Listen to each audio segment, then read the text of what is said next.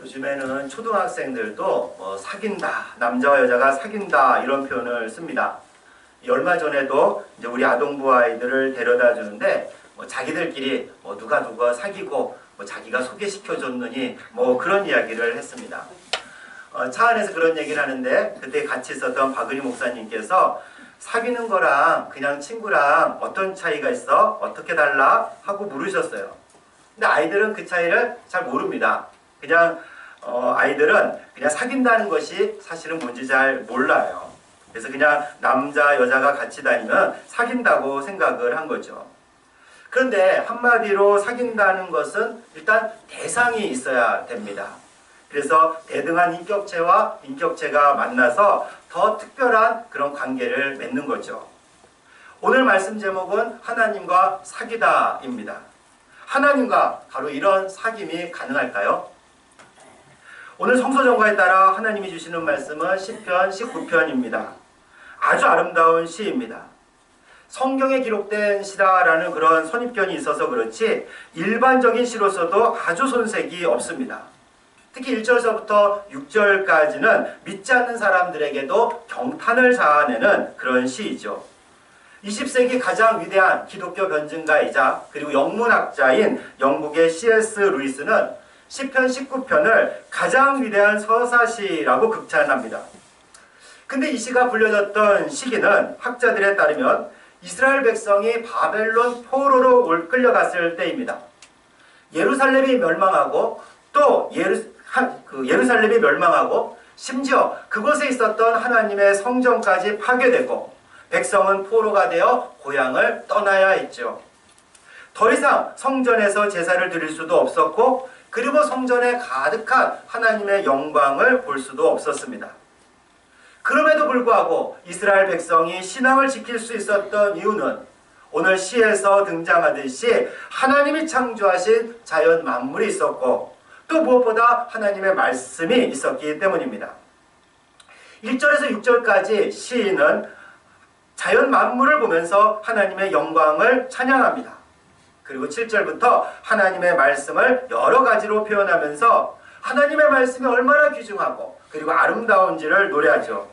이어서 마지막 12절부터는 기도입니다. 시인은 특히 죄를 짓지 말게 해달라고 기도하고 있어요. 그래서 찬양으로 시작해서 기도로 마무리되는 것이 시편 19편입니다. 시의 마지막은 이렇습니다. 우리 14절 말씀을 함께 봉독하겠습니다. 14절 말씀입니다.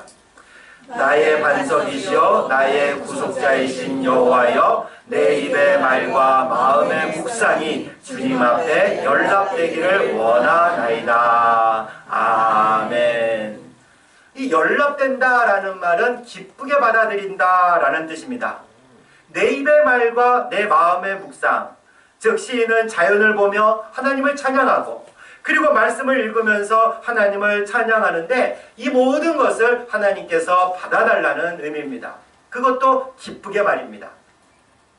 이런 말을 할 수 있는 이유는 하나님을 인격적인 하나님으로 경험하기 때문입니다. 우리가 인격적이다라는 말을 좀 잘 이해해야 되는데 우리가 일상생활에서 인격적이다라는 표현을 언제 씁니까? 이 국어사전에 따르면은 이를 품격을 갖추다라고 풀이합니다. 점잖고 그리고 상냥하고 그리고 다른 이를 존중할 줄 아는 사람을 인격적인 사람이다라고 말하죠. 우리의 하나님은 바로 이런 의미에서도 인격적인 분이세요. 우리 하나님은 품격 있는 분이시고요. 우리를 존중해 주시는 분입니다.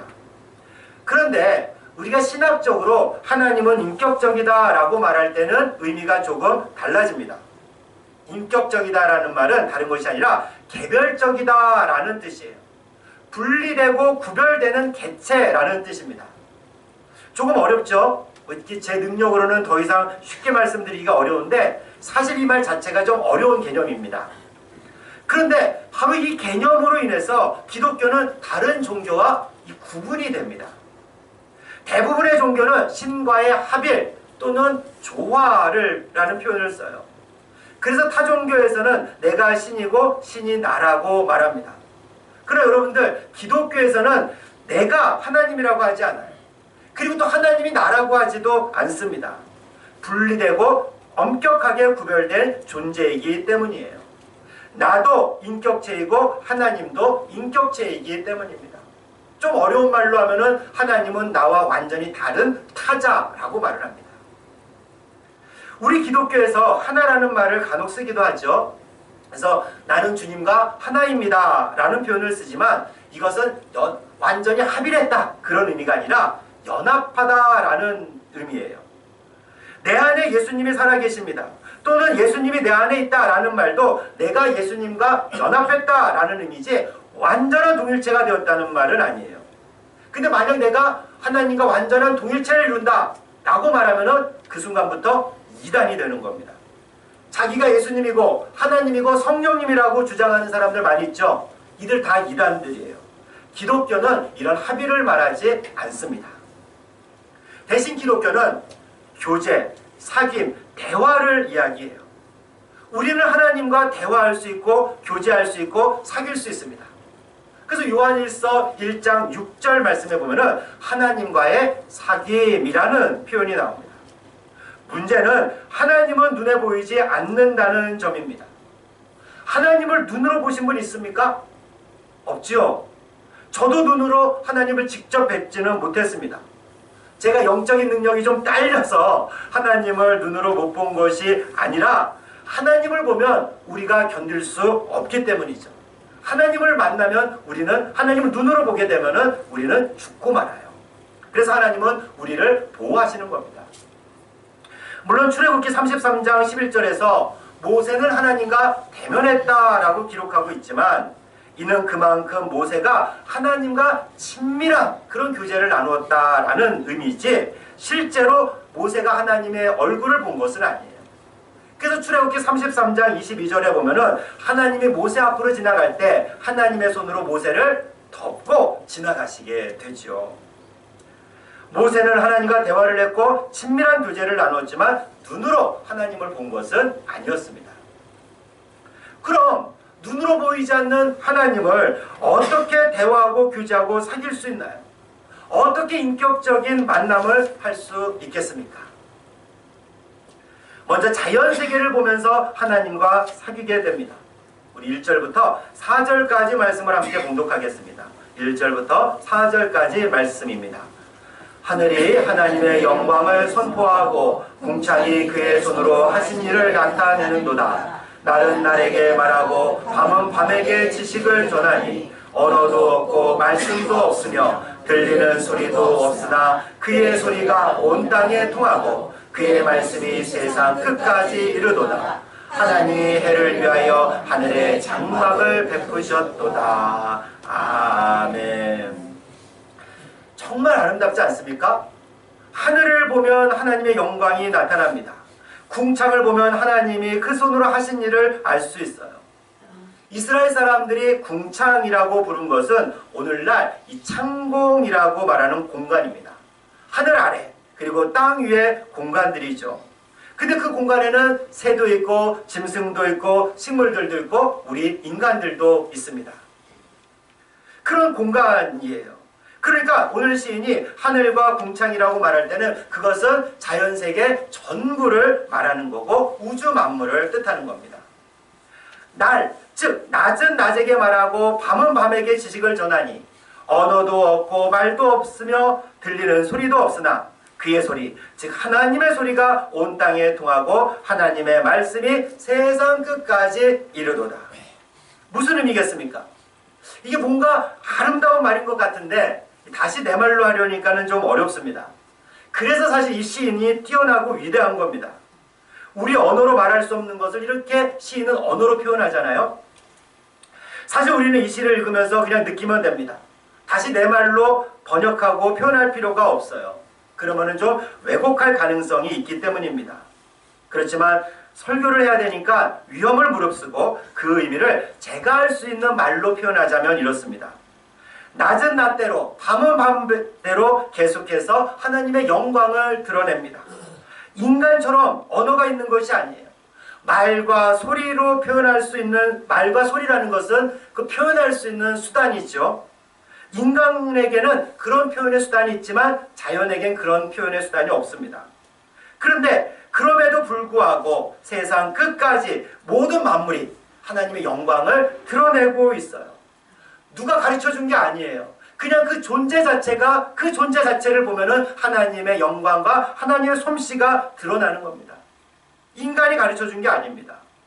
그럼에도 자연은 그 존재 자체로 하나님의 영광을 드러내고 있죠. 말하지 않아도, 소리내지 않아도 그 존재에서 하나님을 만날 수 있습니다. 하나님의 말씀이 세상 끝까지, 세상 구석구석에 미치기 때문이에요. 시인은 자연 만물을 보면서 하나님의 손길을 느끼고 하나님의 영광을 보고 그 하나님을 경험하는 겁니다. 인격적인 하나님과 교제하는 거죠. 사랑하는 여러분, 방금 들어보셨어요? 지금 들리세요? 새소리가 들리십니까? 자연을 보면서 여러분들 감탄해 본 적 있으세요? 오늘 참 하나님께 감사하는 것 중에 하나는, 오늘 이 설교를 하고 제가 오늘 일부 예배를 위해서 올라오는데 밖에서 얼마나 많은 새소리들이 지저귀는지, 일부 예배 때는 이 새소리가 더 크게 이 안에도 들렸어요. 근데 지금도 들리네. 참 오묘하지 않습니까? 근데 여러분들 이런 자연 만물을 보면서 감탄해 본 적이 언제입니까? 기억이 좀 가물가물하죠? 밤하늘의 별을 보면서, 들에 핀 이름 모를 꽃을 보면서, 새소리를 들으면서, 사랑하는 사람을 보면서 마지막으로 감탄해 보신 적이 언제입니까? 그 아름다움과 경이로움에 언제 마지막으로 놀라셨습니까? 사실 이런 문제는 무신론자들이 대답하기가 어려워요. 우리가 아름다움이라는 것에 압도당하고 경이로움에 두려운 마음조차 드는 것은 실은 초월적 세계를 염두에 두고 있기 때문입니다. 초월적 세계를 경험하는 거예요. 초월적 세계라는 것은 바로 이 세상이 다가 아니라, 내가 알고 있는, 내가 눈에 보이는 이 세상이 다가 아니라 이 세상 너머에 다른 세계가 있다는 것을 전제하지 않으면 우리는 아름다움이라는 것에 압도당하지도 않고요, 경이로움에 두려워하지도 않습니다. 근데 실제로 예수님을 믿는 우리나 믿지 않는 사람들이나 그런 아름다움에 압도당하고 두려움이 밀려오거든요. 깜짝 놀라고 감탄하기도 합니다. 그러니까 무신론자들은 이것을 이해하기가 어려운 거죠. 이게 그냥 산에 올라가서 경치를 보면서 야, 참 좋다 라고 하는 정도가 아닙니다. 정말, 아니, 이렇게 아름다울 수가. 그 아름다움에 숨이 막힐 것 같은 느낌이 들며, 이런 아름다움을 내가 모르고 있었다니 하는 정도의 놀람과 경탄, 감탄이 올 때가 있죠. 그러면서 모르게, 나도 모르게, 야, 우리 하나님 정말 대단하시다. 어쩜 이렇게 만들 수 있을까? 자세히 볼수록, 더 깊이 볼수록 그 아름다움에 매혹당하면서 하나님을 찬양하죠. 2012년 케냐 비전 트립을 청년들과 다녀왔습니다. 우리 교회에서 지금 사역하고 있는 김요한 전도사님도 함께 했었던 비전 트립이었어요. 여러모로 은혜가 있었던 그런 비전 트립이었습니다. 그때 청년들과 은혜롭게 많은 사역을 하고 서울로 돌아오기 전에 사파리를 갔어요. 사파리 아시죠? 동물들이 살고 있는 곳인데, 고생한 청년들을 위로하고 더구나 아프리카에 갔는데 진짜 사파리를 한번 보고 와야죠. 근데 우리가 찾아간 곳이 어떤 곳이냐면은 그냥 섬 하나가 다 그냥 사파리였습니다. 이게 우리가 말로 사파리라고 그러지 뭐 울타리가 있는 그런 동물원이 아니었어요. 정말 기가 막히게 아름다웠습니다. 탁 트인 공간, 맑은 하늘과 맑은 공기, 그리고 자연스럽게 뛰어다니는 동물들. 여러분, 기린이 뛰는 모습 보신 적 있으세요? 아마 거의 없으실걸요? 기린이 굉장히 크잖아요? 근데 그 기린이 여러 마리가 눈앞에서 쿵텅쿵텅 뛰어가는데 정말 이 말로 형언할 수가 없어요. 이게 제가 말로 형언할 수 있으면 제가 시인이 되겠죠? 근데 저는 안타깝게도 시인은 못 되는 것 같아요. 말로 표현할 수가 없었습니다. 그렇게 청년들이랑 그것을 거니는데요, 누가 시작했는지 모르는데 찬양이 시작됐습니다. 주 하나님 지으신 모든 세계 내 마음속에 그리어볼 때 하늘의 별 울려 퍼지는 내성 주님의 권능 우주에 찾네. 주님의 높고 위대하심을 내 영혼이 찬양하네. 주님의 높고 위대하심을 내 영혼이 찬양하네. 아멘. 은혜가 떨어졌다면 용서하시고 정말 기가 막혔어요. 정말 기가 막혔어요. 눈물이 다 났습니다. 자연이 가지고 있는 아름다움에 매혹당해서 하나님의 위대하심에 무엇보다도 하나님을 찬양하는 청년들로 인해서 정말 눈물이 났습니다. 사실 그때 같이 간 청년들이요, 물론 신앙이 좋고 오랫동안 훈련을 받고 가긴 했지만 사역을 할 때 보면요, 이 찬양보다는 그냥 대중가요나 팝송을 더 많이 불렀습니다. 아침 저녁에 경건회를 하는데 그때만 빼면은 찬양을 많이 하지 않았어요. 낮 시간 동안에는. 그런데 사파리에서, 자연 속에서 이 청년들이 자발적으로 찬양하는 게 아니겠습니까? 왜요? 우리는 그 아름다움에 매혹당했거든요. 자연 속에서 놀랐거든요. 그 안에서 하나님을 경험했기 때문입니다. 놀라운 하나님의 솜씨를 봤기 때문입니다. 그러니까 자기도 모르게 머릿속에 있던, 가슴에 있던 찬양이 흘러나온 거예요. 하나님과 이런 인격적인 만남을 한 사람, 하나님과 인격적인 사귐을 경험한 사람에게서는 찬양이 나올 수밖에 없습니다. 그러니까 그 자체가 하나님이 주시는 위로였어요. 하나님의 손길이었습니다. 인격적인 만남이었죠. 정말 다시 생각만 해도 떨리는 그런 경험입니다. 하나님과 인격적인 만남을 하면 놀라지 않을 사람이 없어요. 자연을 보면서 놀라지 않는 사람은 자연을 보면서 이렇게 놀라는 사람은 하나님을 인격적으로 만난 사람입니다. 왜냐하면 자연 속에서 하나님은 당신을 드러내시기 때문이에요. 이것을 신학 용어로 말하자면 계시라고 합니다. 특별히 자연 속에서 나타나는 계시를 일반 계시라고 그래요. 그래서 신앙인은 이렇게 자연 속에서 나타난 하나님을 만나 놀라고 또 경탄할 줄 아는 사람이라고 정의할 수 있습니다. 신앙인은 세상 도처에 있는 하나님의 손길을 느낄 수 있는 사람이죠. 사랑하는 여러분, 언제 놀라보셨습니까? 희미할 겁니다. 왜 그렇겠어요? 일단 일이 너무 많아요. 바빠요. 먹고 살기 위해서 빨리 해치워야 할 일이 많이 있습니다. 밥도 빨리 먹어야 하고요. 설거지도 빨리 해야 하고, 빨리 일하러 가야 하고, 일도 빨리빨리 해야 합니다. 사람도 만나야 하고, 아이들도 돌봐야 하고, 아이 학교에도 가봐야 돼요. 또 교회도 와야 하잖아요. 이렇게 해야 할 일이 많습니다. 근데 할 일이 많다기보다는 여유가 없다고 하는 것이 맞을 것 같습니다. 직장에서도 야근을 많이 하는데 사실 하루 종일 할 일을 열심히 하다가 야근하는 분들은 많지 않아요. 물론 일의 특성상 다른 부서에서 하는 일이 넘어와야 또 작업이 진행되어서 야근하는 이들도 있지만, 조금 과장돼서 말하자면 하루 종일 놀다가 저녁 먹고 일을 시작하는 이들도 있어요. 하루 종일 뭔가 하긴 해요. 낮에 뭔가를 하다가 퇴근할 때가 되면 열심히 일하는 이들도 있죠. 그래서 우리의 일상이 사실 바쁘다기보다는 그냥 여유가 없다라는 말이 맞습니다. 사실 우리는 놀면서도 무엇인가에 쫓겨 살지 않습니까? 그러다 보니까 하늘을 보고, 꽃을 보고, 산을 보고, 새를 보고, 사람을 볼 수가 없어요. 외람되지만 저도 그래요. 이상하게 하루가 그냥 휙 하고 가버려요. 뭐 조금만 하다 보면은 뭐 금방 시간이 갑니다. 마음도 급하고 여유가 없어요. 나뿐만이 아니라 우리 사회 전체가 다 그렇게 돌아가기 때문입니다. 이번 캄보디아 비전 트립에서도 느낀 일이지만, 조금 경제적으로 좀 낙후된 그런 동남아시아나 아프리카나 남미 등을 가보면요, 이 사람들은 전혀 급하지 않습니다. 식당이나 가게에서 뭐 하나 주문해 보세요. 뭘 주문하면은 그렇게 오래 걸려요. 아마 우리 같으면 벌써 받아서 먹고 집에 갈 그런 시간이에요. 그런데도 안 나와. 우리는 급한데 그 사람들은 전혀 급하지가 않거든요. 여러분, 여유를 좀 가지십시오.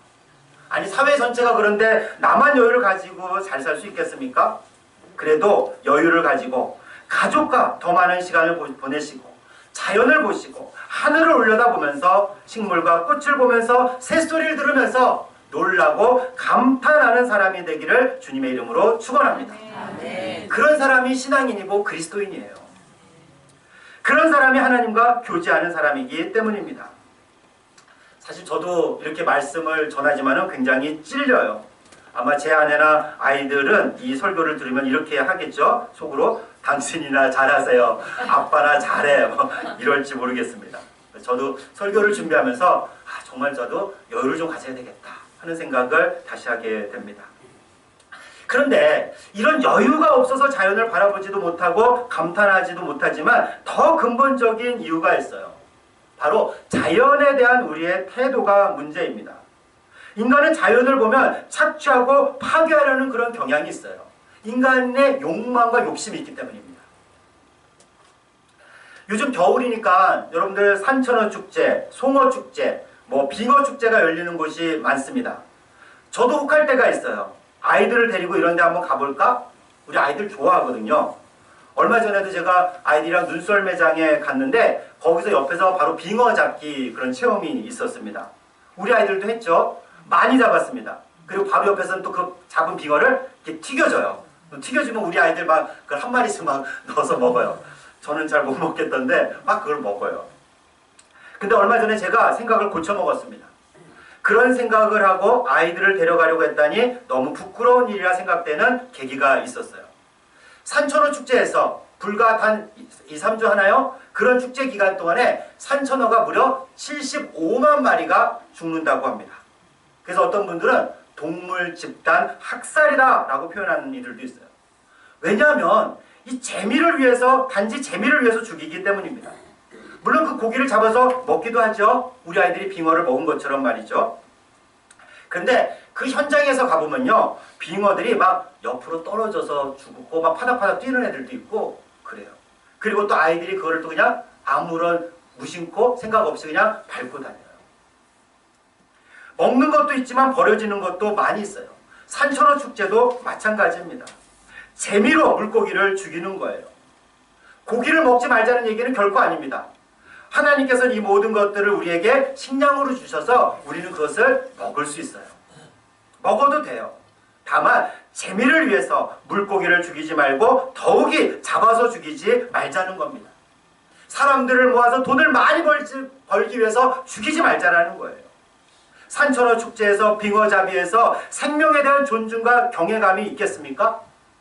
거기서 잡은 그런 산천어를 보고 놀람과 감탄이 있겠어요? 자연을 착취하는 파괴적 본성만 드러날 뿐입니다. 그래서 동물원이나 아쿠아리움을 없애자는 이들도 있습니다. 아까 말씀드린 케냐 사파리는 그냥 동물이 사는 곳이에요. 그곳에 우리가 잠깐 인간이 들어갔다 나온 겁니다. 근데 우리나라에서 흔히 볼 수 있는 동물원은 어떻습니까? 인간이 만든 울타리가 있고 우리 속에 이 동물들이 갇혀 있는 거예요. 그 속에서 더욱이 자기가 태어나지도 않은 그런 곳에서 있는 동물들이 어떻겠어요? 엄청난 스트레스를 받죠. 2, 3일 전에는 또 그런 사진이 또 인터넷에 올라왔어요. 어떤 동물원에 있는 동물이 빼짝 말라있는 모습. 왜? 스트레스를 받으니까 이 동물들도 이상징후, 정신적인 이상을 일으키거든요. 먹지도 못하는 거예요. 그런 동물을 아이들이 보면서 정서적으로 좋아질까요? 그것을 보면서 생명을 존중하게 되고 감탄과 놀람이 있겠습니까? 자연을 통해서 오히려 돈을 벌려고 하는 인간의 욕망, 그리고 자연을 착취하려는 이런 생각과 마음이 있기에 우리는 하나님이 창조하신 세상에서 놀람과 감탄을 잃어버린 겁니다. 하나님의 손길을 더 이상 느끼지 못하고 하나님의 숨결을 경험하지 못하고 하나님과 인격적인 사귐을 놓치는 거예요. 얼마나 안타까운 일입니까? 시인은 바로 이런 자연 속에서 느껴지는 하나님을 찬양하고 있어요. 근데 이렇게 자연을 보면서 하나님을 알고 하나님을 만날 수는 있는데 위험한 요소도 있습니다. 자연을 숭배할 수도 있죠. 5절과 6절에서 보면 태양을 아주 멋있게 묘사합니다. 해가 솟아나는 그런 모습을 보면서 신방에서 나오는 신랑, 그리고 힘있고 기뻐하는 장사로 그립니다. 이 모습을 보면서 시인은 하나님의 손길을 느끼지만 어떤 이들은 태양을 신으로 숭배하기도 하죠. 실제 많은 이들이 그래요. 여러분들 1월 1일 되면 어떻습니까? 동해안으로 가시는 분들 많아요. 왜? 그 첫 시간에 올라오는 해를 보겠다고.